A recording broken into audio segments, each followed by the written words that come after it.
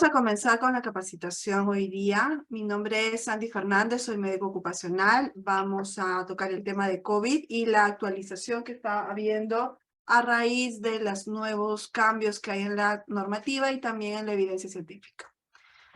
¿Cómo se transmite el COVID? Ya lo sabemos, ya está bastante bien comprendido desde el inicio de la pandemia, que es a través de las microgotas que se puedan extender por tos o por estornudos.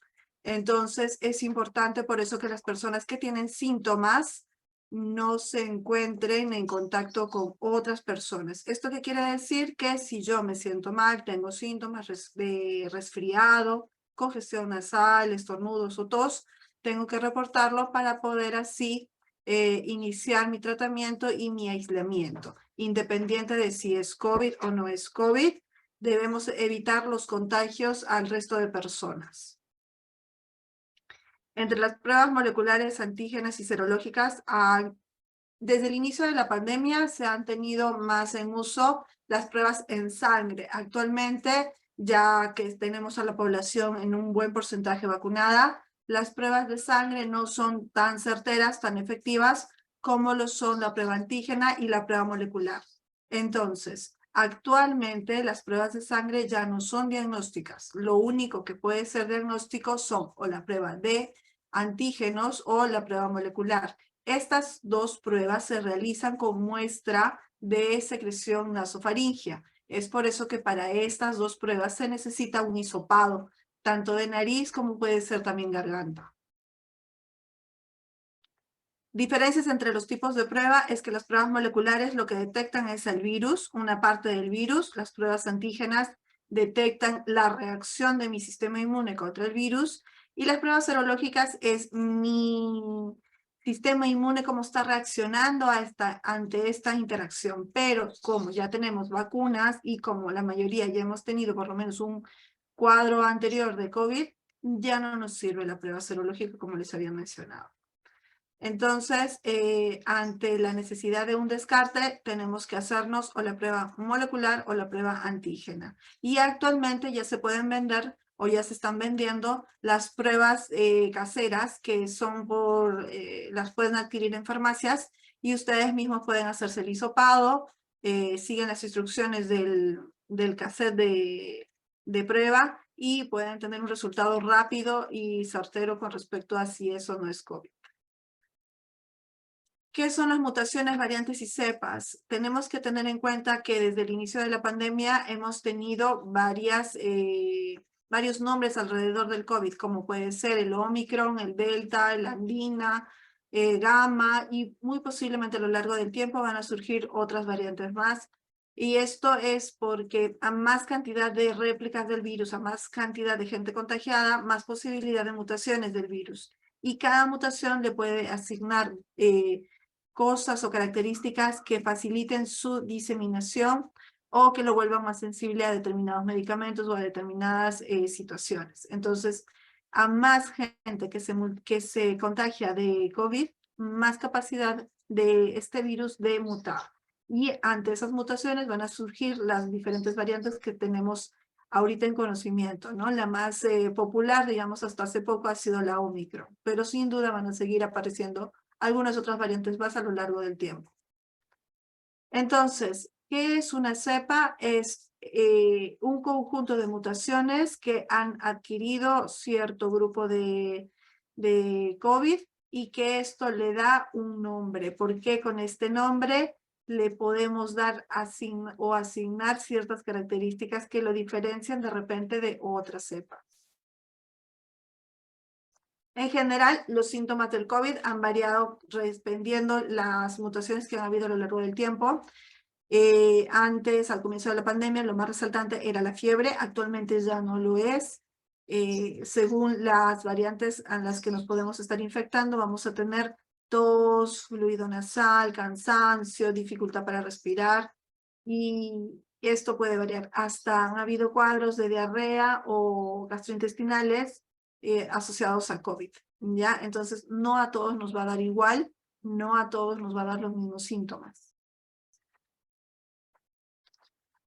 La nueva normalidad ha traído cambios en nuestro estilo de vida. Primero fue que tuvimos que entrar en aislamiento. Actualmente estamos en mejores condiciones. Ha pasado ya bastante tiempo desde que inició esta pandemia. Entonces ya tenemos a la gente vacunada, ya tenemos mejores sistemas de respuesta ante el brotes del virus, ante las olas que puedan aparecer.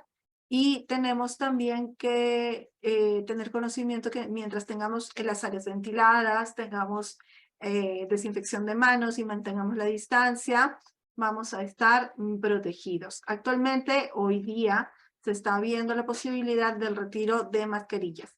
A lo largo del tiempo, esto puede variar dependiendo cómo se vaya comportando el virus en la población, pero tenemos siempre que mantener en perspectiva que si yo tengo síntomas, estoy estornudando, estoy tosiendo, debo usar una mascarilla.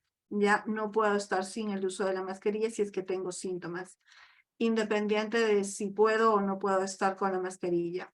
Lo que le establezca el gobierno será lo que nosotros vamos a lograr mantener en funcionamiento.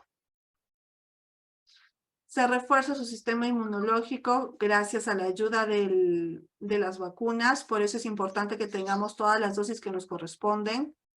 También tenemos que tener en consideración que es trabajo de todos el poder mantener las medidas de prevención. ¿A qué me refiero con esto? Que si yo tengo un compañero que de repente está tosiendo, estornudando o tiene síntomas, fiebre y no lo está reportando, tengo que tal vez acercarme, tal vez comunicarlo para que esta persona pueda recibir atención médica y que esta atención médica pueda ayudarnos a que no se disemine la enfermedad que pueda tener la persona, independiente de si es COVID o no es COVID, porque recordemos que actualmente pudieran surgir otros problemas, como influenza o como la varicela del mono, ¿ya? Entonces, tenemos que tener en cuenta todas estas enfermedades. No solamente ahora nos tenemos que preocupar con respecto a COVID, sino también a las otras enfermedades que podemos prevenir simplemente manteniendo la distancia, no acudiendo a trabajar si es que estoy enfermo y haciéndome la revisión de forma apropiada en el momento exacto. Si yo tengo síntomas de resfrío, tos o empiezan a salirme erupciones en la piel, debo procurar tener la atención médica y que me hagan los descartes necesarios. La mascarilla, ya estamos bastante bien entrenados con respecto al uso de la mascarilla. Si es que en mi lugar de trabajo se necesita el uso de la mascarilla porque estoy expuesto a partículas de polvo o a diferentes material particulado, debo mantener el uso de la mascarilla. Si yo estoy en oficina y sale la normativa que ya no es necesario que yo use la mascarilla, es diferente, ¿ya? Entonces no confundamos las medidas que se dan por COVID a las medidas que se dan porque el trabajo lo requiere. Si el trabajo tiene exposición a material particulado, voy a seguir usando mascarilla. Si se cambia la normativa y ya puedo estar en el lugar de trabajo sin mascarilla, por el tema de COVID es diferente. Ya un administrativo podría estar ya sin mascarilla, pero si yo trabajo como operario de repente en una máquina, en un equipo, y pues, estoy expuesto a material particulado, voy a usar la mascarilla que corresponda. Hay diferentes tipos, entonces va a depender de la actividad que yo realice, el EPP más adecuado. Antes teníamos que usar la mascarilla quirúrgica o la mascarilla KN, entonces actualmente, según a lo que me exponga en mi lugar de trabajo, va a ser el EPP que tengo que usar. Acá algunas recomendaciones, si estoy resfriado, si tengo síntomas de alguna infección respiratoria, recordemos que debemos mantener el uso de la mascarilla o usar doble mascarilla si es que tengo que acudir de repente a atención médica. De repente hoy día amanecí con fiebre, tengo tos, tengo mucho malestar y tengo que ir al médico. Entonces voy a procurar usar mi doble mascarilla para poder ir al servicio médico más cercano al que pueda yo recurrir.